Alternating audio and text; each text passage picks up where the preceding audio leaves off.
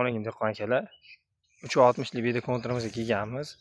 Bizdan ishlovlar oluvdim. Hozir shuning natijasi nima bo'ldi ekan deb kelganmiz. Mana ko'rishlaringiz mumkin. Bedamiz mana oldi 45-50 santiga borib qolgan. Bu ikkinchi o'rim holatida. To'g'risi suv qo'yib qo'yilgan. Bu konturda ham ishlari trips bosib qolibdi ekan. Hektarga 250 grammdan intas bilan 200 grammdan gunsiga ultra va 200 grammdan Viprak Entavant Pro qilib berganmiz. Mana ko'rishlaringiz mumkin. Zo'r holatda.